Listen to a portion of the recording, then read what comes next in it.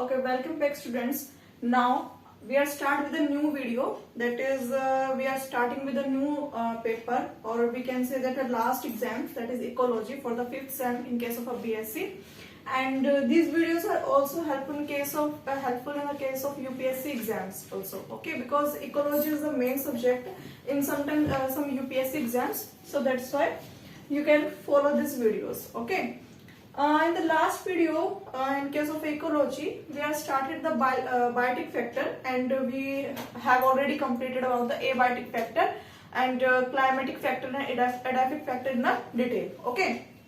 But in this video, we will start with biotic factor. Biotic factor, you know very well, in which we are considering or studied about the living organism. Okay. In the last video, we have discussed about that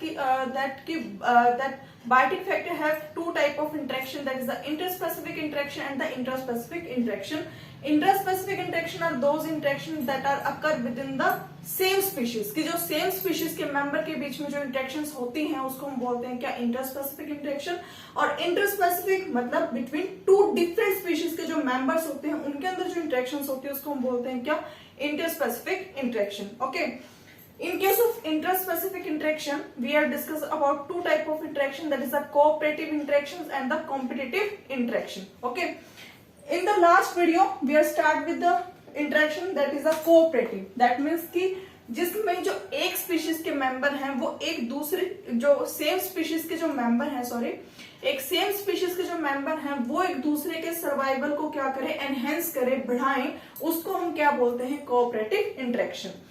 last video में हमने जो first cooperative interaction थी, that is mating. Mating मतलब क्या है, जो sexual behaviour जो होता है उसको हम क्या बोलते हैं, जो प्री कोपुलेटरी मतलब कोपुलेशन से पहले जो सेक्सुअल बिहेवियर ऑर्गेनिज्म शो करते हैं उसको हम क्या बोलते हैं, मेटिंग बोलते हैं. जिसमें मैंने एग्जाम्पल एक्सप्लेन किया था किसका, फ्रॉग का, कि जो फ्रॉग होता है, जो मेल फ्रॉग होता है वो क्या करता है, फीमेल को अट्रैक्ट करने के लिए क्रॉकिंग की साउंड मतलब टर्टर की जो वॉइस है वो निकालता है, और जितनी हाई पिच की वो जो साउंड होती है उतनी ही जो फीमेल क्या होती है उसके साइड अट्रैक्ट होती है. That is the mating. Okay.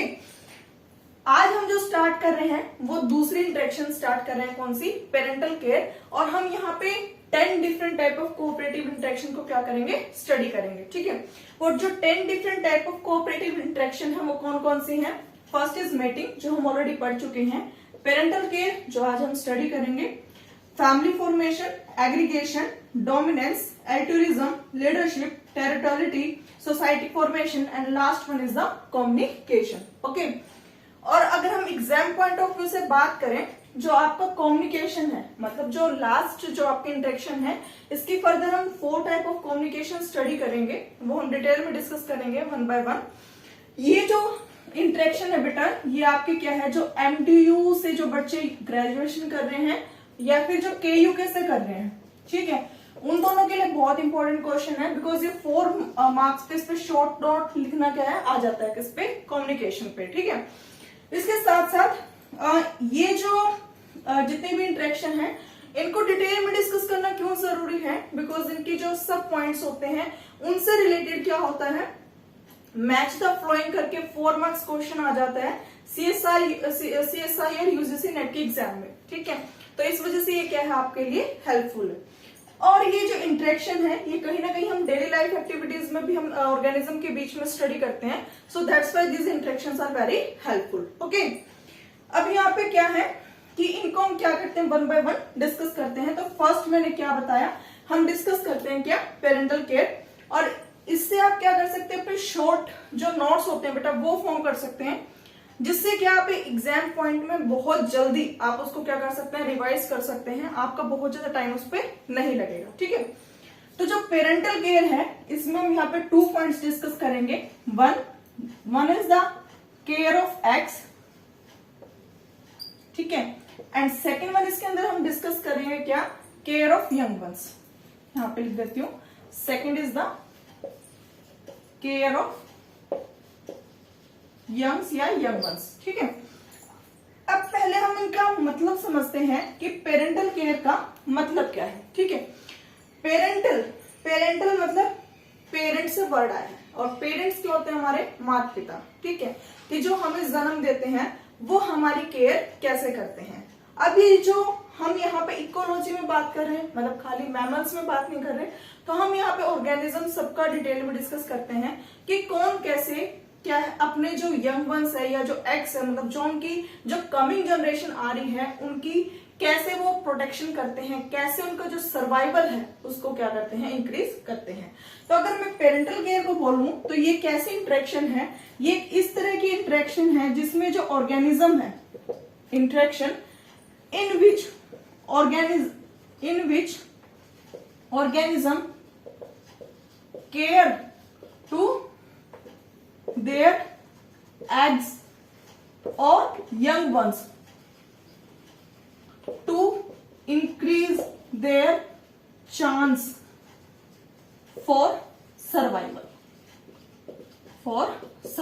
ठीक है।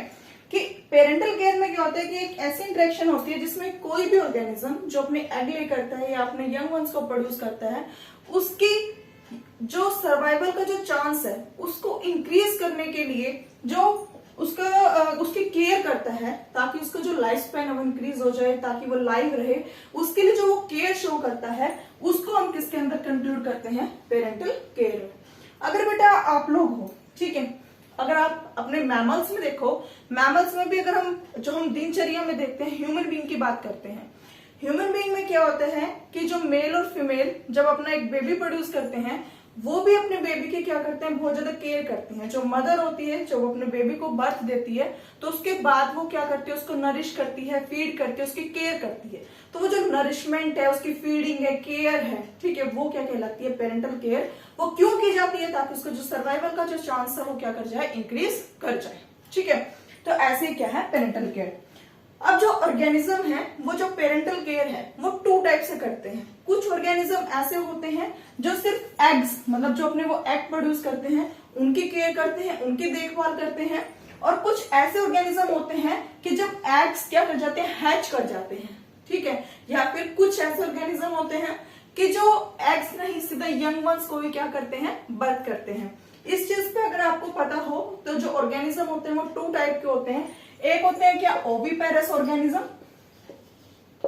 और एक होते हैं क्या, विविपेरस ऑर्गेनिज्म, ठीक है। आई थिंक आप लोगों ने पढ़ा होगा, ये 7th क्लास में भी आ जाता है, ओविपेरस और विविपेरस। ओविपेरस क्या होते हैं कि जो ऑर्गेनिज्म एग प्रोड्यूस करते हैं, मतलब एग ले करते हैं, ठीक है, उनको हम क्या बोलते हैं, ओविपेरस, ठीक है। जैसे कि बर्ड्स क्या करते हैं, एग ले करते हैं, तो वो कैसे ऑर्गेनिज्म हो जाएंगे, ओविपेरस। तो वो अगर एग प्रोड्यूस करेंगे तो वो क्या करेंगे, एग्स की ही क्या करेंगे, केयर करेंगे, ठीक है। और विविपेरस ऑर्गेनिज्म कौन से होते हैं, जो क्या करते हैं, बर्थ देते हैं, किसको, अपने यंग वंस को। इसमें अगर मैं कॉम्प्लिकेटेड ना करूं, बिल्कुल सीधे शब्दों में अगर मैं बोलूं आपसे, तो जो विविपेरस होते हैं, विविपेरस कौन होते हैं, हम लोग हैं, ठीक है, ह्यूमन बीइंग। जस्ट बिल्कुल सिंपल से एग्जांपल, जो ह्यूमन बीइंग होते हैं बेटा वो क्या करते हैं, अपने बेबी को मतलब बर्थ देते हैं, तो वो क्या करेंगे, अपने यंग वन की केयर करेंगे, एग की तो नहीं करेंगे। तो that's why human beings are the viviparous organism, ठीक है। ओविपेरस और विविपेरस के बाद हम यहाँ पे डिस्कस करते हैं क्या, केयर ऑफ एग्स में। तो जो ऑर्गेनिज्म है बेटा, जो एग्स है उनके, ठीक है, उनको 4 तरीके से क्या करते हैं, केयर करते हैं। कैसे, फर्स्ट वन मैं एक फ्लो चार्ट की फॉर्म में बनाती हूँ जिससे आपको क्या रहेगा, इजी रहेगा मेमोराइज करना, ठीक है। एक होते हैं क्या कि जो कुछ ऑर्गेनिज्म है वो क्या करते हैं, डिपॉजिट करते हैं किसको, एग्स को, ऑन देयर बॉडी, ठीक है। कुछ क्या करते हैं, अपने ओवी सैक अगर मैं बोलूं उनके अंदर क्या करते हैं, स्टोर करके रखते हैं, ठीक है। या फिर जिनको मैं मार्शुपियल भी बोल सकते हैं, कुछ उनके पास एक ब्रूड पाउच जिसको हम बोलते हैं उसके अंदर क्या करते हैं, स्टोर करके रखते हैं, ठीक है। तो कुछ क्या करते हैं मार्शुपियल्स में, या फिर मैं बोलूं ब्रूड पाउच में एग्स को क्या करके रखते हैं, स्टोर करके रखते हैं, ठीक है। First method. सेकंड, ठीक है, कुछ क्या करते हैं, गार्ड करते हैं, गार्ड मतलब प्रोटेक्ट करते हैं अपने एग्स को बाय मेकिंग अ लेयर और बाय होल्डिंग, ठीक है। तो एग्स को क्या करते हैं, वो भी प्रोटेक्ट करके रखते हैं। And fourth and last one is that, कुछ क्या करते हैं बेटा, अपने एग्स को प्रिपेयर करते हैं with the method of incubation, ठीक है। कि इंक्यूबेट करते हैं अपने एग्स को, जिसकी हेल्प से वो क्या कर सकते हैं, प्रोटेक्ट कर सकते हैं। लाइक जैसे हम इनके वन बाय वन आपको मेथड से एग्जांपल से समझाती हूँ कि कैसे आपको ये 4 मेथड हेल्पफुल रहेंगे। फर्स्ट क्या है कि मैंने बोला deposit the eggs on their body, ठीक है। इसमें मैं सबसे पहले एग्जांपल क्या करूंगी, कोड करूंगी किसका, सुरिनम टोड का। ये एलाइटस, सॉरी सुरिनम टोड नहीं, एलाइटस का मैं डालूंगी। जो एलाइटस होता है बेटा, एलाइटस, ठीक है। एलाइटस क्या है, ये एक फ्रॉग की स्पीशीज का नेम है, ठीक है। फ्रॉग, हाँ, एम्फीबियंस में जो फ्रॉग है उसी की एक स्पीशीज है ये एलाइटस। वो क्या करते हैं, अपने जो एग होते हैं, ठीक है, ये फ्रॉग जो होता है, लेट्स सपोज ये फ्रॉग है, तो ये इसके जो थाइस रीजन होते हैं, इनके ऊपर क्या करता है, वो उसको होल्ड करके रखता है, इसको चिपका के रखता है अपने एग्स को। तो ऐसी जो डिपॉजिट की उसने एग, तो इसमें अपनी बॉडी पे क्या करेगा, ये चिपका के रखता है, ठीक है। तो ऐसे डिपॉजिट। और कुछ इसमें क्या है, अगर मैं और एग्जाम्पल कोड करूं कि कुछ ऑर्गेनिज्म के पास, यहीं पे डालती हूं मैं, ठीक है, कुछ ऑर्गेनिज्म के पास एक और स्ट्रक्चर होता है जिसके अंदर वो डिपॉजिट कर सकता है एग्स को। ये तो एग्जाम्पल था, ठीक है। स्ट्रक्चर होता है बेटा जिसके अंदर वो एग्स को क्या करता है, स्टोर करके रख सकता है, लाइक ऊथिका, ठीक है। ऊथिका क्या होता है, एक स्ट्रक्चर होता है। इन केस ऑफ अर्थवर्म अगर मैं बात करूं, आप लोगों ने +1 क्लास में जो मेडिकल से बिलोंग करते हैं स्टूडेंट, उन्होंने +1 में अर्थवर्म की फिजियोलॉजी और मॉर्फोलॉजी पढ़ी होगी।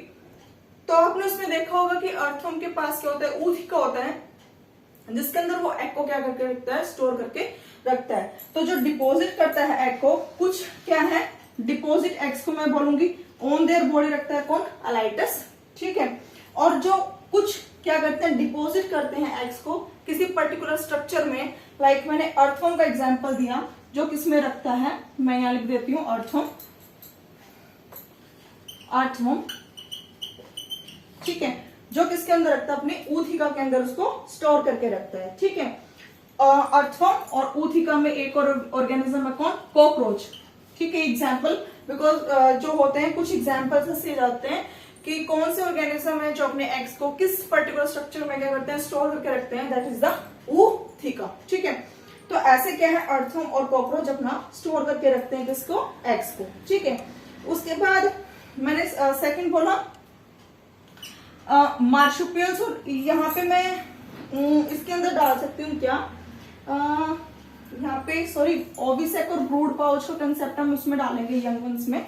यहाँ पे सॉरी फॉर दिस, मैं यहाँ पे लिखती हूँ कैरी करना, कि कुछ क्या करते हैं अपनी बॉडी पे कैरी करके रखते हैं, और ये जो एलाइटस है उसको करेंगे deposit the egg in a particular structure, sorry for this, ठीक है। कुछ क्या होते हैं ऑर्गेनिज्म, डिपॉजिट करके रखते हैं एग को किसी पर्टिकुलर स्ट्रक्चर में, तो वो जो स्ट्रक्चर है बेटा क्या, ऊथिका, उसमें एग्जांपल आ गया क्या, अर्थवर्म, कॉकरोच का। और कुछ क्या करते हैं, कैरी करके चलते हैं, ठीक है। इसमें एग्जांपल आता है किसका, एलाइटस का, सॉरी फॉर द मिस्टेक्स, ठीक है। एलाइटस क्या है बेटा, मैंने बताया था पहले कि एक फ्रॉग होता है जो अपने थाई रीजन पे एग को क्या करता है, चिपका के रखता है, ठीक है। तो ये क्या है, कैरी ऑन देयर बॉडी, ठीक है। तो उसमें कौन आ गया, एलाइटस, ठीक है। उसके बाद अब कुछ जो ऑर्गेनिज्म है वो क्या करते हैं, गार्ड, मतलब गार्ड कैसे करते हैं, लाइक जैसे जो मेल स्टिकलबैक होता है, ये भी क्या करते हैं, एग्जाम्पल में मेल स्टिकलबैक, ठीक है। जो ये मेल स्टिकलबैक होता है, ये भी क्या करते हैं, गार्ड, कैसे, ये भी अपने क्या करते हैं, इसको जो है अपने आसपास जो होते हैं एग्स को, उनको क्या करते हैं, प्रोटेक्ट करके रखते हैं, ठीक है। तो वो क्या, इसको हम क्या बोलेंगे, गार्ड। और सबसे इजी मेथड जो आप लोगों ने बहुत पहले से सुना होगा, इंक्यूबेशन, ठीक है। इंक्यूबेशन क्या होता है कि किसी पर्टिकुलर टेम्परेचर पे, ठीक है, किसी पर्टिकुलर टेम्परेचर पे उसको अपने एग को क्या करना, प्रोटेक्ट करना। ये पर्टिकुलरली हम देखते हैं किसके अंदर, बर्ड्स के अंदर। बर्ड्स में क्या होता है कि जो ऑर्गेनिज्म होता है, ठीक है, सॉरी बर्ड्स के केस में क्या होता है कि जब बर्ड क्या करता है, अपना एग को ले करता है, तो उसके ऊपर बैठ के वो क्या करता है, उसको इंक्यूबेट करता है, मतलब गर्माहट, वार्म टेम्परेचर प्रोवाइड करता है, जिससे क्या हो, उसकी जो एग की जल्दी क्या हो जाए, हैचिंग हो जाए किसके अंदर, यंग वंस के अंदर।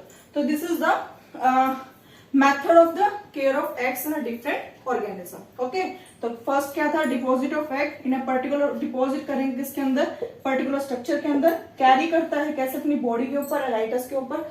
और इसमें मैं एक्सप्लेन करना थोड़ा और रह गया क्या, कि इसमें क्या होता है कि जैसे फीमेल अपने एग ले करेगी तो जो मेल फ्रॉग होता है वो अपनी बॉडी पे क्या करता है, उसको होल्ड करके चलता है, ठीक है, गार्ड करता है मेल सिकल बैग, ठीक है, और इंक्यूबेट करते हैं। इसमें अगर मैं सीधा एग्जांपल लिख दूं, क्या बर्ड्स जो होते हैं वो क्या करते हैं, अपने एग को इंक्यूबेट करते हैं फॉर देयर हैचिंग। ओके, अब हम चलते हैं किस पे, केयर ऑफ यंग्स पे, ठीक है, या केयर ऑफ यंग वंस पे।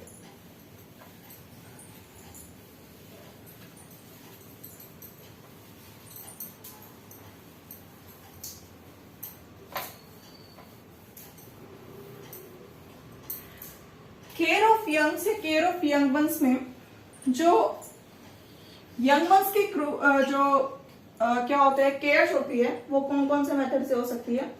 एक तो हम यहाँ पे मार्शुपियल या मार्शुपियम का डिस्कस करेंगे, मार्शुपियम या मार्शुपियल, ठीक है। इसके साथ साथ एक मेथड जो फेट है यंग वंस का, that is also depend upon food.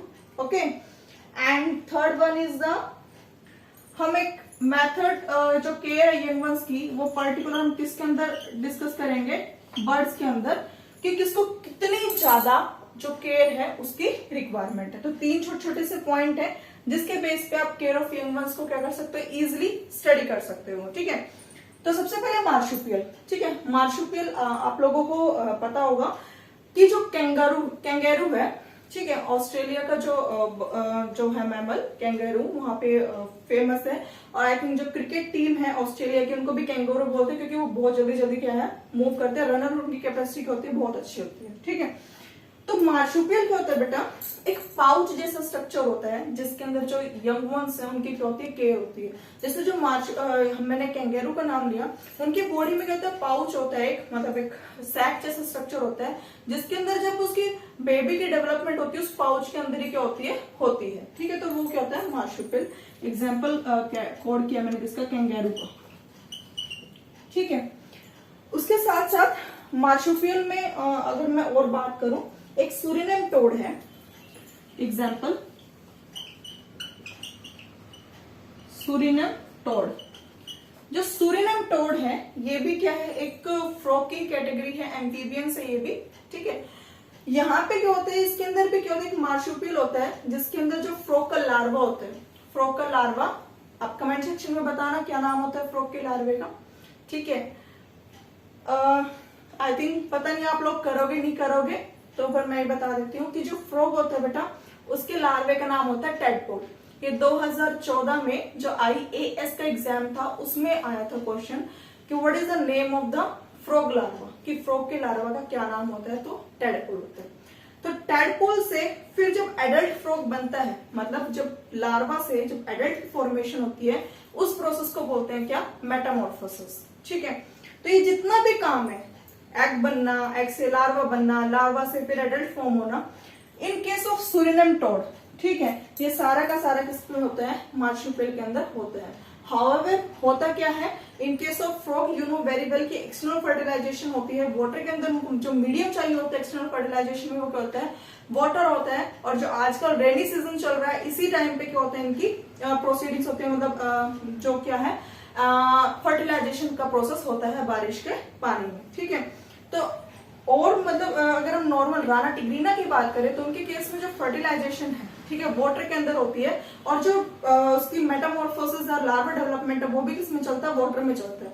But in case of, this is the exception for in case of amphibians, that is a Surinam toad, ठीक है। इनके अंदर जो metamorphosis and the development of larva is occur in case of a marsupial. Okay, उसके बाद हम बात करें किसकी, फूड की, ठीक है। फूड में क्या होता है कि जो फूड है दैट ऑल्सो डिपेंड, हम डिस्कस करता है, सॉरी बताते हैं हमें किसके बारे में, fate of the young ones के बारे में। और food also increase the survival of the young ones, because जब तक नरिशमेंट नहीं मिलेगा यंग वंस को तो उसका जो चांसेस है सर्वाइवल का वो भी इंक्रीज नहीं होगा, ठीक है। अब अगर हम फूड की बात करते हैं, इसके अंदर हम सबसे अच्छा एग्जाम्पल कोड करते हैं किसका, हनी बी का, ठीक है। हनी बी जिसका साइंटिफिक नेम होता है क्या, एपिस इंडिका, ठीक है। यू नो वेरी वेल कि जो एपिस इंडिका हनी बी इसकी 3 कास्ट होती है, ठीक है। वन इज द क्वीन, ठीक है, जो एक ही क्वीन होती है, एक हाइव की एक क्वीन, और 1000 ऑफ क्या होते हैं वर्कर्स होते हैं, ड्रोन। ड्रोन क्या होते हैं, जो मेल होते हैं, ठीक है। अब जो जितना भी फीमेल एग होते हैं, ठीक है, अब उनमें से कौन सा एग क्वीन बनेगा और कौन सा worker, that is totally depend upon the food, ठीक है। जिसको रॉयल जेली फीड कराई जाए वो क्वीन, और जिसको ना कराया जाए तो वो सारे वर्कर, ठीक है। तो food also depend the care of young ones and the fate of young ones, okay. Now in case of birds, अगर हम बर्ड्स में बात करें, बर्ड्स में क्या है कि इसके अंदर भी जो एग्स होते हैं, ठीक है, अगर हम बर्ड्स की कैटेगराइज करें 2 कैटेगरी में कर सकते हैं। यहां से आपके कुछ ये 1 मार्क क्वेश्चन है जो शायद आपके पेपर में भी आ सकते हैं, और आपको वैसे भी इनकी जनरल नॉलेज होनी चाहिए, ठीक है। जो birds, you know very well, most of the birds क्या करते हैं, एग्स ले करते हैं, ठीक है। अब जो उनके एग होते हैं उनको हम 2 कैटेगरी में कैटेगराइज करते हैं। वन इज न्यूडिकुलस, एक सेकेंड, न्यूडिकुलस, ठीक है, और इसको हम एल्ट्रीशियल भी बोलते हैं, ठीक है। And one more is category is second, nidifugous, nidifugous, sorry, it's nidifugous, nidifugous, ठीक है, नीडिफ्यूगस और प्रीकॉशियल,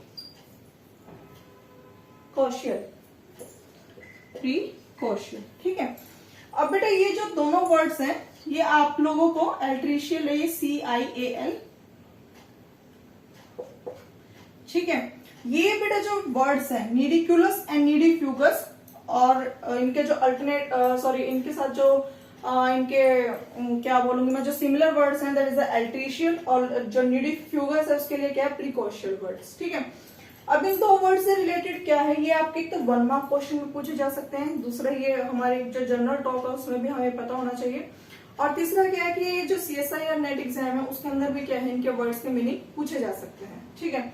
तो क्या होता है, नीडिकुलस और एल्ट्रीशियल का मतलब क्या होता है कि जो बर्ड्स के जो एग है, ठीक है, या वो ऑर्गेनिज्म जिनके यंग वंस को, एग्स के बाद जब उनकी हो जाती है डेवलपमेंट तो यंग वंस बन जाते हैं, तो जिनके यंग वंस को बहुत ज्यादा केयर की जो जरूरत होती है, जो बिल्कुल ही क्या होते हैं, हेल्पलेस, मैं अगर यहाँ पे वर्ड लिख दूं, बिल्कुल जिनकी मतलब कोई जिनकी जो अपने आप से कुछ कर ही नहीं सकते।